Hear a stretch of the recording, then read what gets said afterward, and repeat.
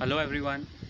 Let's talk about couple of factors that I think are driving the current momentum, and I also think that this bull run is very much here to stay and it's not going anywhere so soon.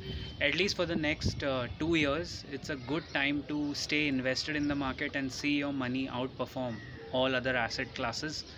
उसका reason ये है कि देखिए India का जो exports है, our exports are not even 6% of our GDP. Our GDP is around $3 trillion अगर मैं पकड़ूँ. Exports are growing but 6 to 7% से ज़्यादा नहीं होगा. Now the government has announced a fresh export promotion policy where they are supposed to give a lot of incentive to. एक तो PLI scheme जो पहले से इंडिया में प्रोडक्शन लिंक्ड इंसेंटिव स्कीम चल रही है, जिसमें local manufacturers and import substitution की चाइना से मत लो, इंडिया में ही बनाओ. Now all those kind of sectors and वैसे ई सॉप्स तो वैसे मतलब वैसे सॉप्स तो वैसे ही गवर्नमेंट दे रही है. एक्सपोर्ट प्रमोशन का ये जो नया टारगेट है, the government has set a very very ambitious target. I mean I don't think I think it will be great if we can reach that. The target that government has set for this year is $400 billion of exports. $400 billion of exports यानी हमारे GDP जो 3 trillion है, 3000 billion GDP में से 400 billion कितना हुआ approximately, आप देखो 12%, 13% हो गया ना. सो बहुत ही ज़्यादा एम्बिशियस है. लेकिन मैं बोल रहा हूँ, even if we reach $300 billion of exports via these sops and promotion technique जो कर रहे हैं, why is everyone promoting exports? इसके पीछे एक बहुत सिंपल लेकिन डीप रूटेड रीज़न है which many long term investors actually miss.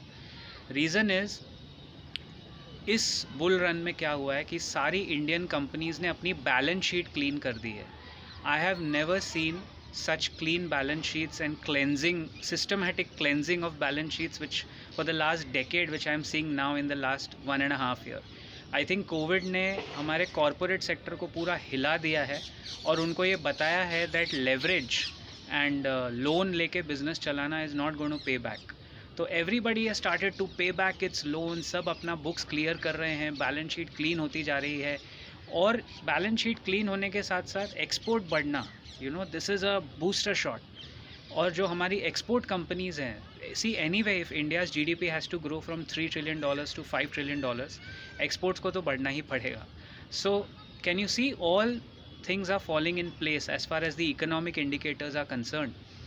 अब हम लोग तो इन्वेस्टर हैं, एनालिस्ट हैं, we are not economist. So ये जो बड़े बड़े नोबल लॉरिएट हैं, मैगसे अवार्ड विनर हैं, वो बेटर आपको इंडिकेशन बताएंगे कि per capita GDP per capita इतना कम क्यों है, पर कैपिटा इनकम इतना कम क्यों है. I will not go there. I am looking at my stocks, I am looking at stocks for my investors and my subscribers.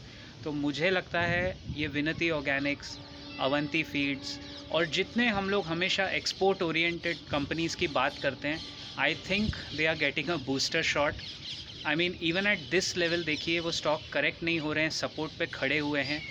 यही टाइम होता है अच्छे स्टॉक्स को होल्ड करने का. And if you hold on to them in these times, then I think we are in for a major bull run. अभी भी minor correction आएगा, that will be a healthy correction guys. मैं फिर बोलता हूँ, correction is not unhealthy, crash is unhealthy. Minor correction अभी भी आएगा तो वो हेल्दी होगा. And you have to just stay invested and make the most of your money. I'll see you around in the next video. Keep profiting.